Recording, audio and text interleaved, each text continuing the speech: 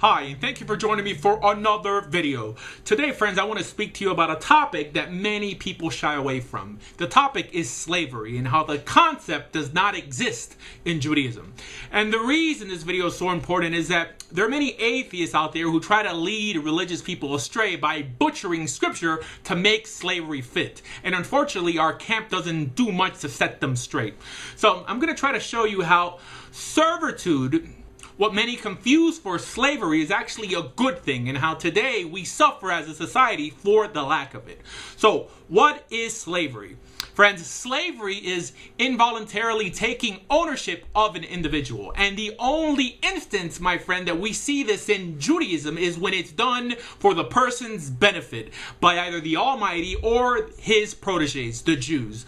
So, why did I say the Almighty? Well, what do you think the story of Yetzias Mitzrayim was, the Exodus, but the Almighty redeeming slaves to make them his servants? And that's why, in the same way, Israel did the same thing. Because again, being religious means emulating the Creator. So the image of biblical servitude, what some call slavery, is the relationship Jews experience with the Almighty, just like Moses was constantly referred to as a servant of God. No one would say that he was a slave of God, right? So, what am I saying? Well, like I've said many times in other videos, that everything that Jews have done in Scripture has only been to increase the adherence to Torah. So, in other words, the main purpose of servitude in Judaism was to increase the number of Jews. At least when referred to an Eved Kanani, a Canaanite or non-Jewish servant, also sometimes referred to as a slave by people who don't know any better.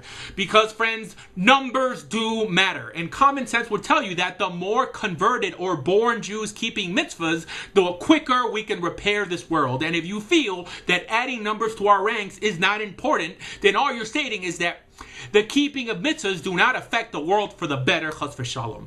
Now, it's true that the word Eved in Hebrew means both slave and servant, but not because Hebrew can't define servitude, but rather it can't define true immoral slavery.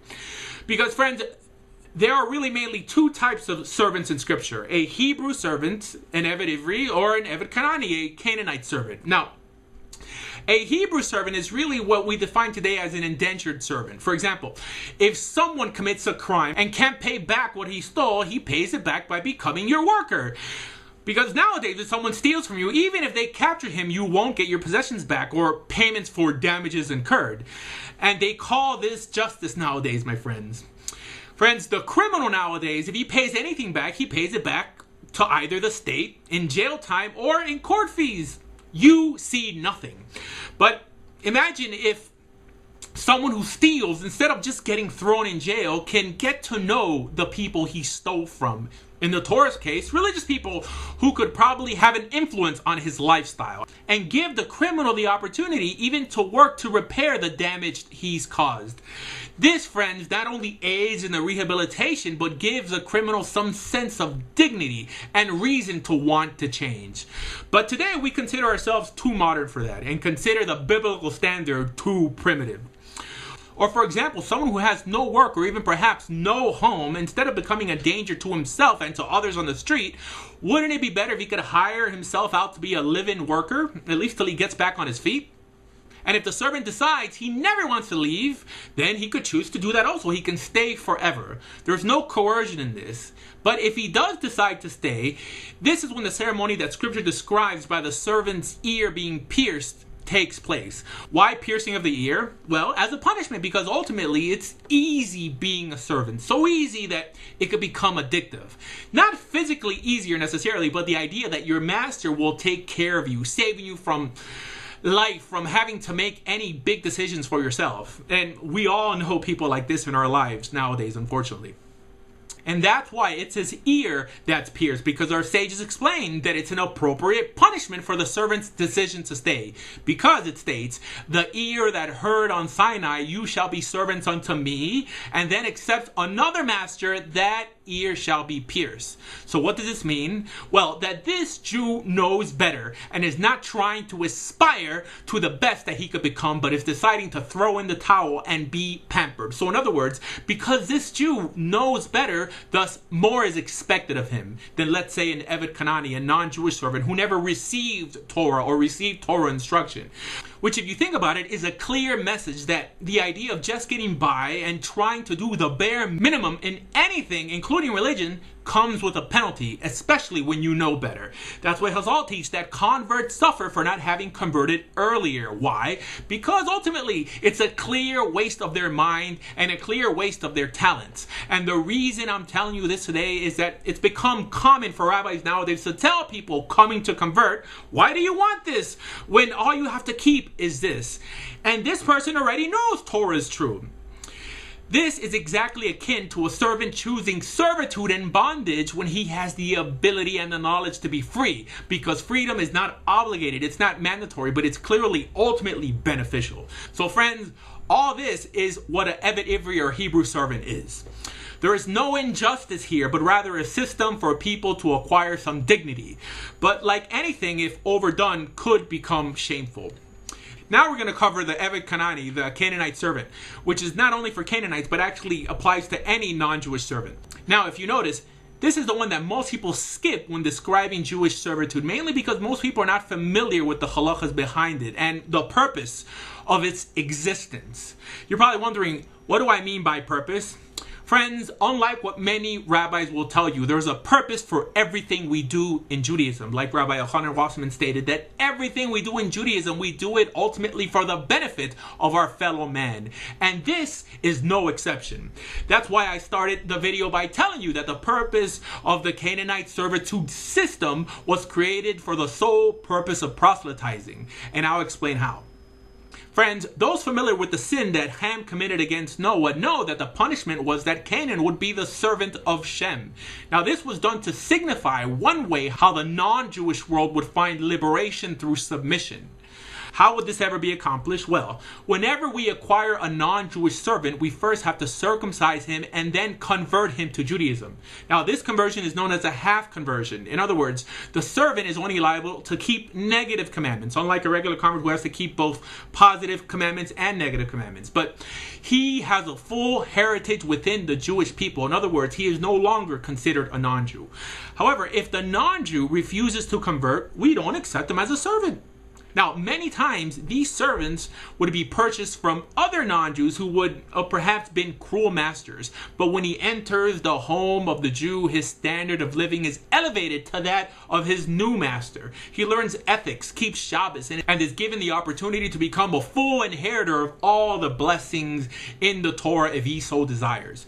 Now, you're probably wondering, why don't many rabbis like teaching this topic? Well, friends, mainly because it shows that conversion was never meant to be difficult, to the point that sometimes it was thrust upon a person. You're thinking, how could someone be converted to Judaism if he wasn't 100% sincere? Because that's what the rabbis told me, right? Well, the reason he told you that is because he is not 100% sincere, at least when dispensing halacha. Because Chazal clearly state, when explaining what do we do when we find an abandoned non-Jewish child, it states that we convert him to Judaism. And then the rabbis ask, how can we convert a baby to Judaism without him being conscious of the fact? And they state that you don't need permission to do something beneficial for a person. I'm sure you're wondering, why didn't they try to make him a Noahide how the rabbis try to do today? Because the rabbis today are acting against halacha, which is clearly why the Jews said on Mount Sinai, Na'aseh v'nishma, that they will do, then they will listen. In other words, that we accepted Torah before understanding what was entailed, because it's a great thing to be a Jew. Tell that to the next rabbi who tries to get you to be a Noahide.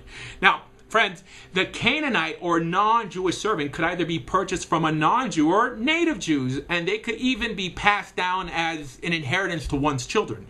Now, you're probably thinking, this sounds similar to slavery, but I'm going to show you how it's not. Friends, the key factor that abolishes any notion of this system being a cruel system is that the non-Jewish slave could go free whenever he wants.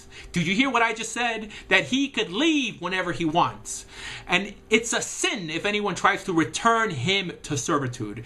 But if he stays and is passed down and sold to other Jews, it's because he's become comfortable with that situation, which is permissible but not ultimately beneficial, which unfortunately was the case for most servants throughout history, especially in the Jewish world, because even Chazal state that one who acquires a servant acquires a master unto himself, to the point that the master could not even eat unless his servants ate first. And if the master had one pillow and the servant had none, the master had to give up his pillow.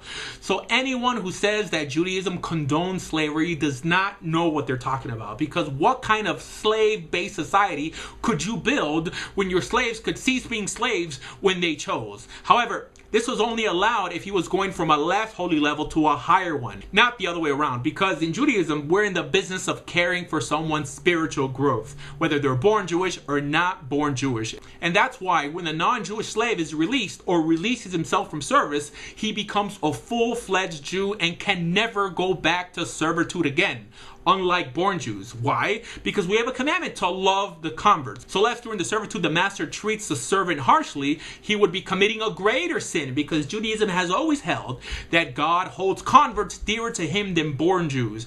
So those of us who emulate the Creator feel the same way. So that's why servitude, what many call slavery, was only instituted in Judaism by the Creator as a way to elevate it and ultimately abolish it. In the same way that, according to the Rambam, sacrifices were instituted, in his opinion, to slowly wean us away from paganism. Because ultimately, Judaism has always held that the world was not separated between Jew and non-Jew, but ultimately between the decent and the indecent. And that's why Job writes, "Did I ever despise justice of my servant and my maid when they argued with me? Did not my Maker make him also in the belly? Did not the same one form us both in the womb?" Friends, which is why scripture tells us that by keeping Torah we would look wise among the nations, because these laws were written way before Lincoln's Emancipation Proclamations. So slavery does not exist in Judaism, my friends. And if you think about it, this video makes the greatest case for Torah Shabbat Peh, for the oral law, which explains these ideas in detail, because it was no secret that the way the South justified having slaves was because they claimed it was found in scripture.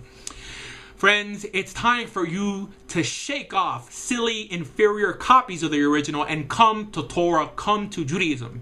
Friends, I welcome you today to become a part of the Jewish people through conversion. Today, you can be like a Canaanite servant who chose to leave his past behind and embark on a new journey and a new life full of purpose and meaning. And you can choose to be chosen. You can choose to become an inheritor of all the blessings in our God's Torah. My friends, keep Torah and be Jewish. If you're interested in converting to Judaism, please visit Torah Judaism International at torahjudaism.org. And if you're interested in learning more about Judaism, please visit bejewish.org. Thank you.